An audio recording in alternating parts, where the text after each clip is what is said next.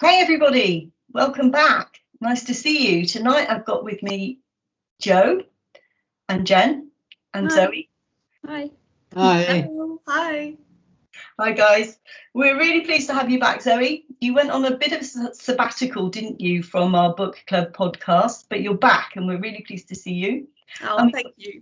You're welcome, and you're welcome too, Jen, because you joined us again to do a podcasting guest appearance, if you like, or Yes. not exactly an appearance, but you know what I mean. So tonight we're talking about Home Fire, which is the seventh novel by a British writer called Kamila Shamsie. And the same year that Home Fire was listed for the Man Booker Prize in 2008, it actually won the Women's Prize for Fiction. So it's a loose retelling of Antigone, set among a family that's divided by politics and love and radicalism. It's less than 300 pages and it manages to do all the things that I want novels to do. It takes us from suburban streets of Wembley to the killing grounds of the Islamic State ravaged Raqqa. Shamsie tackles issues of terrorism, political showboating, and jihadi recruitment in London through the prism of a classic two sides of the tracks love story. So this is who we're going to be discussing tonight. We read it with Book Club a while back, so we've had to refresh our memories a bit, but there are some themes in this book that come through quite strongly. And the first theme that we're going to talk about tonight is sacrifice. Zoe, I'll come to you first. What did you think about the theme of sacrifice in the book? Hi, Christina. Well, this book really has a phenomenal ending, which we're not going to give away, and many, many twists and turns. It is a tragedy. So there are many sacrifices that get bigger and bigger as the novel goes on. But we start the novel with Isma, who is the older sister of three siblings. There's Isma, Anika, and Parvez, and the latter two are twins. Isma's the older sister, and really the novel opens with the story of her sacrifice. She's had to put her academic career on hold, and she's just managed to get back to the US after a period of about 10 years looking after her younger siblings because they've been orphaned. So the story starts with her checking in on her siblings and is really framed from the point of view of her emotional, physical sacrifice.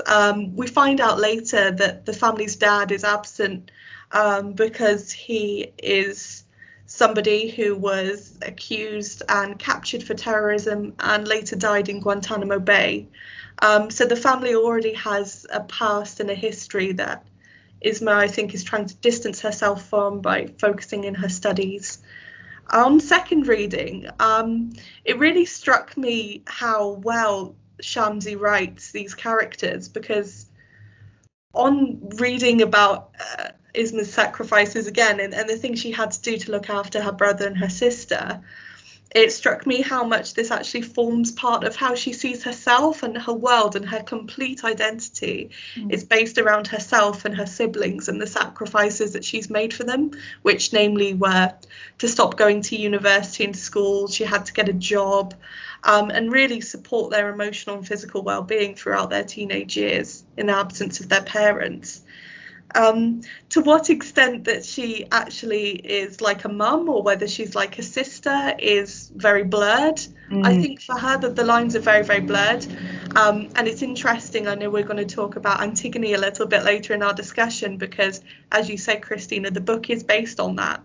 And in Antigone, although there's not literal incest in this book, it is a very incestuous, very closely knit family line where the lines between sister and mother are really, really blurred for Isma. I think for her, she almost views herself as a martyr, and by that I mean not with any radical terrorist or political implications, but in the purest form that her life and her service thus far has been dedicating herself and building up her family from the ruins of an absent father and a deceased mother. So I was interested to see how martyrdom can be seen not just in the extreme contexts that are later brought up in the novel, but also in the sense of a woman's role and a woman's work within the family, where she martyrs herself to look after those who come after her, the children or the siblings. And right at the beginning of the book, I don't know if you remember this bit, Zoe, but there's the scene where she's at Heathrow Airport, isn't she? So Yeah, and she's being searched because she's trying to get to the US. And I found that scene quite disturbing. I don't know what the other guys thought about it. Yeah, I felt it was so unfair because of how she looks, in other words, with the hijab. She knew she'd get searched and allowed time for it, yet she still missed her flight. Yeah. When nobody seemed to care about that. She was just released and dismissed after the search and the detainment, after she'd been proved. I think it was like, do you consider yourself British, was the with the questions, and she had to almost prove that she did like Britain, which is ridiculous because she was born and lived there. Yeah. I just felt it was so unfair that they didn't even get her on another flight. So she would have lost that flight money, which is dreadful. Yeah, indeed. Going on now to the theme of loyalty, which also runs through the book. It's a big theme, really. Jen, what did you think about all the loyalty stuff? You know, how people are torn between. Well, I actually only finished this book a couple of weeks ago because I didn't read it with book club. And loyalty was the thing that really stuck out. There's so many different types of loyalty. So you say about Isma being loyal to her family, Zoe. Yeah. She's also very devout. And actually, when the brother did go off, it was her. I don't know if I'm giving it away, but it was her that did the right thing and actually was disloyal and reported him. She did the right thing. So that meant when he returned, he wouldn't be able to regain his citizenship. And then in doing so, when Anika found out, of course, then she didn't want to talk to Isma, which we saw was quite distressing. Just so the listeners will know what this is about, Jen. Explain, what's happened. Why is Parvez left? What's he doing? So there was Parvez's father, as you know, was kind of an absent terrorist jihadi, and then somebody kind of got a hold of this called Farouk, and his job was to radicalise and recruit. Yes. But Farouk presented himself as, a friend, I suppose, a great mate who loved Parvez, just thought he was the best, and then kind of persuaded him through the loyalty to his father that he would be doing the right thing by his father. And if he went out there, he'd find all the people that fought with his father and he can learn about it. And they'd be so proud to meet the son of the great war hero. So he abused that. And then, of course, Parvez kind of distanced himself from everyone. And a bit like, he was looking for something, I think. You said about Parvez kind of being in an all-female household. He found this kind of group of men that, loved him, and he found his... Of course, that wasn't the case when he got out there, but he was led to believe that and was quite easily radicalised, I felt, by Farouk, using his loyalty to his father as the tool. But there was a lot of other things. The biggest one, I think, Joe, you might talk about this, is the Home Secretary, who knew the family originally, so they knew of him. And then they met the son, who was called Ayman, because he's kind of turned his back on his Muslim heritage. And the Home Secretary had a history that he used his Muslim roots to get voted in, and then very soon kind of attended a Christian church. But he did have a very loyal family. He was which I really liked. I thought he was, rather than being a monster, there was a lot of affection in his own family life. So when his son, I suppose, I don't know if we're saying this, give it away, but when his son kind of was disloyal, if you like, it was heartbreaking for him. But his loyalty was a little bit skewed because it was for his career. Yeah. And then his wife, which is interesting, his wife, who, they were a very loving couple. I think she was of Irish heritage. The quote was, she said, when the situation with Anika exploded, she shouted at him and she said, oh my gosh, which I can't actually find now written down, but it was like, be human, do the right thing. Yes. She was quite shocked at he was trying to be a Home Secretary and uphold what looked like the right thing and what the voters wanted, but actually I think it lost his humanity along the way, and he lost the loyalty of his family and his son, as we will find out. Yeah, thanks, Jen. Yeah. Jo, you might like to tell us, because there's another theme in this book, isn't there, which is strong, which is identity. Yeah.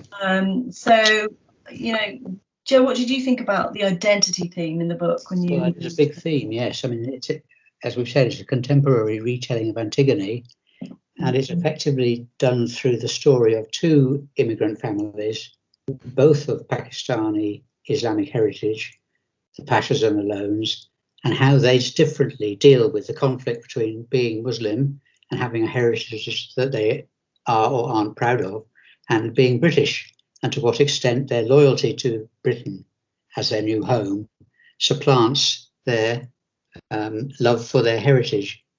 And that's part of the tension in the book. And Shamsie highlights the conflict between these two factors, what it means to be Muslim and what it means to be British, how hard it is to be both.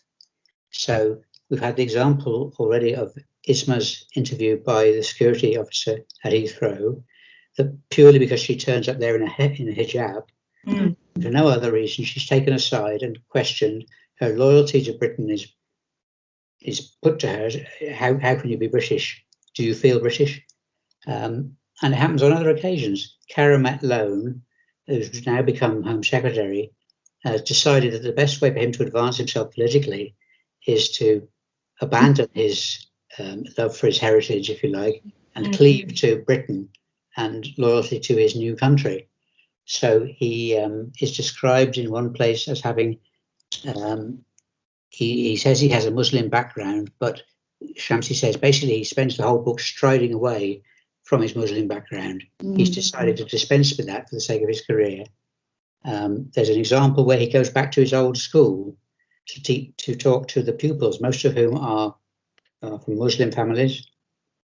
And he basically says to them, look, you've got to forget all your cultural obligations and your old-fashioned way of looking at life and adopt British attitudes and British values as the only way you'll get on in life. So he's clearly setting out the way he's decided to live his life. And when it comes to the denouement, with Anika running off to Pakistan to retrieve Parvez's body, which is not meant to be a spoiler, but I mean, there are deaths in this book, I'm afraid.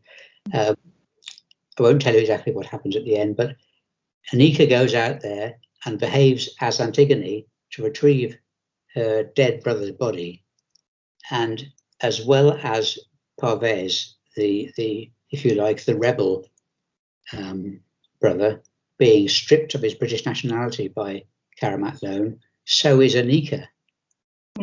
She's nothing other than vindictive. She's done absolutely nothing wrong apart from try to get her brother's body back. I think there was in some of the Karamat said he wanted to do that also because he didn't want her around his son, because his son was clearly smitten with her. So I think that was quite a personal choice as well, wasn't it? That's a good point. And of course we did get to the stage where another renunciation of natural love, if you like, Ayman renouncing his father and going off to Pakistan to pursue Anika, which... And he did it very publicly, didn't he, Jo? Yeah, very publicly, and revealed in real time on the television to Karamat Lone. He's sitting in his study watching it all happen. That's right. So streamed that part of the book, the ending, which I'll say no more about in terms of the ultimate ending. No spoilers here. Extremely well written. It's very, very gripping.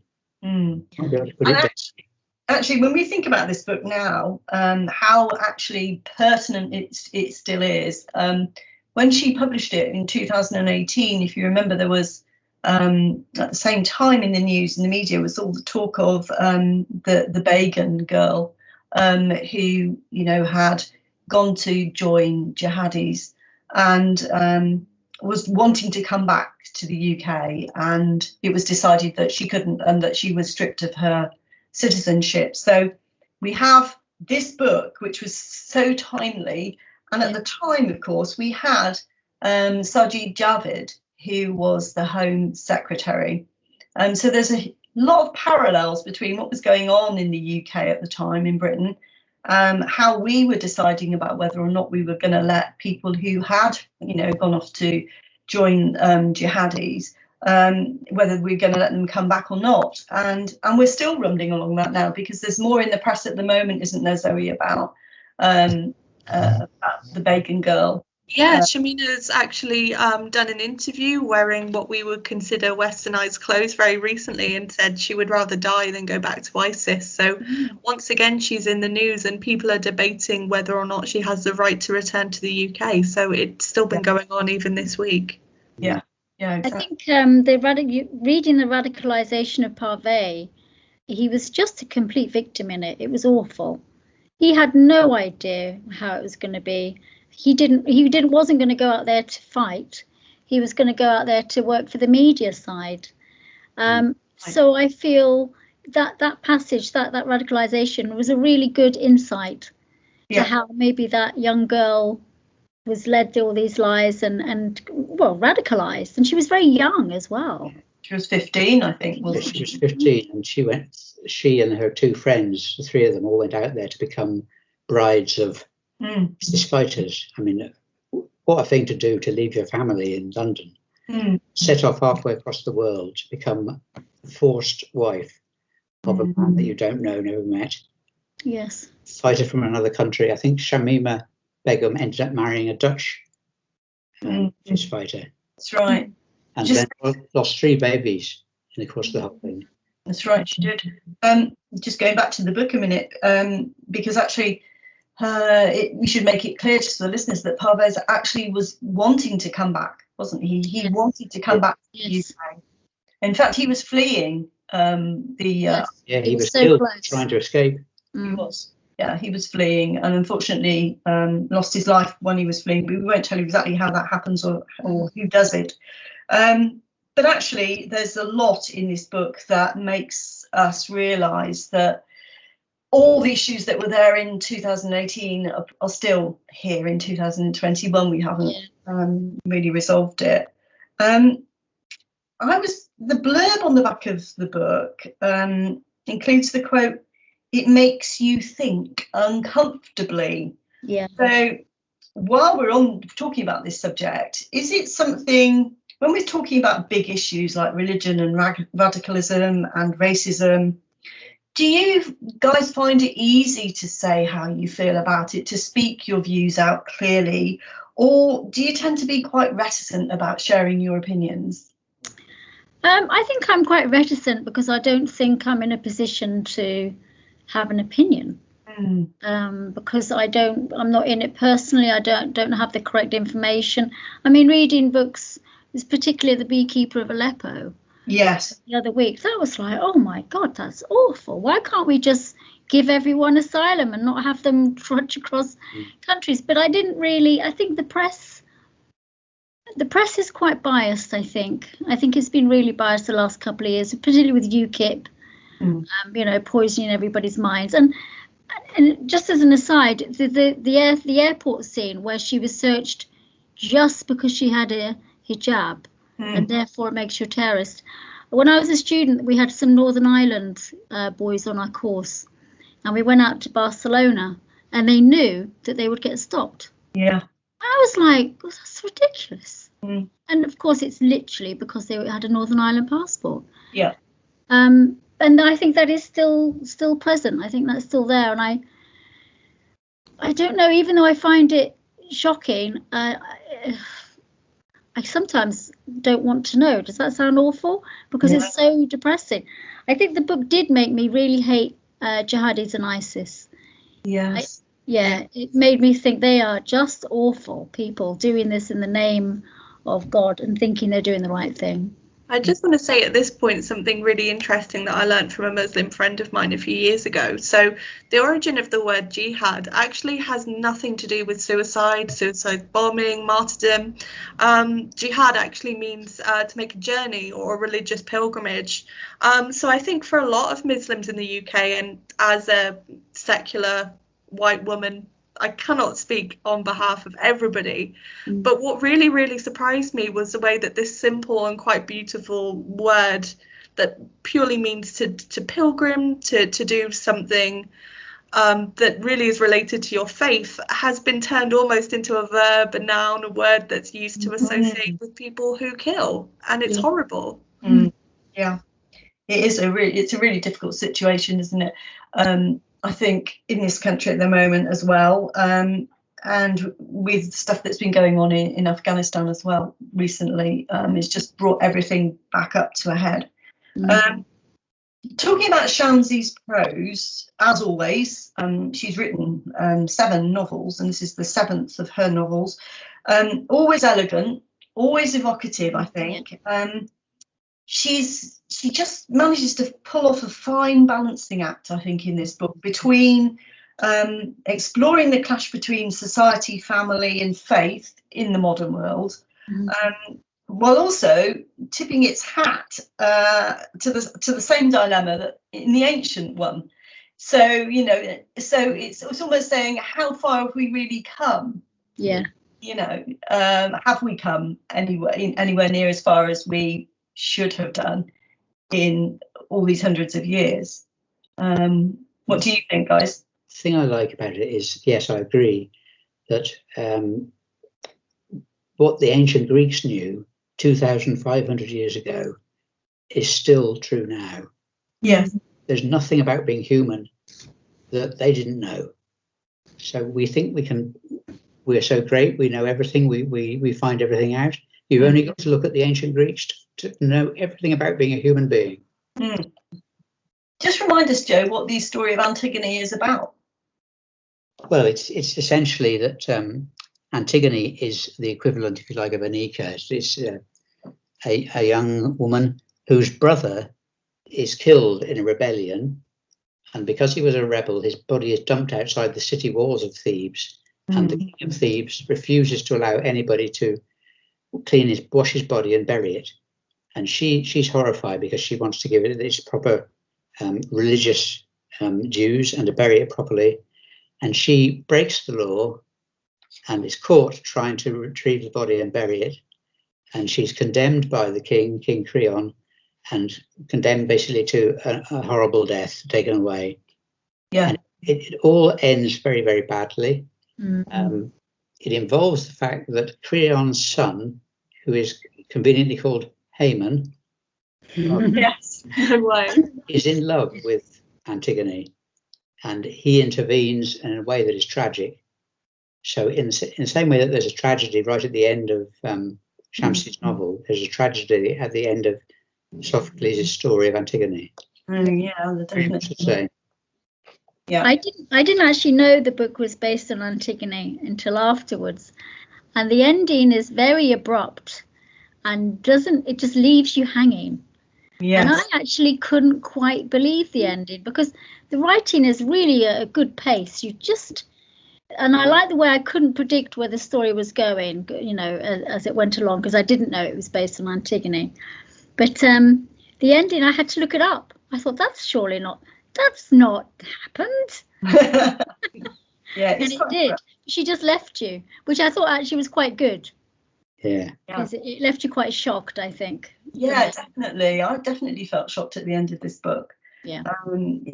It's powerful. It really is. Looking at the book maybe from a feminist stance, what did you think about the roles of women in the book? And how much do you think the text was exploring the inequality between men and women? What did you think about that, Zoe? Did you? Well, I know we've touched on it a little bit already, but really a lot of how Parvez is recruited into extremism is based on the fact that there seems to be no place for him in his family, which is quite matriarchal. You've got his twin sister, and his twin Anika.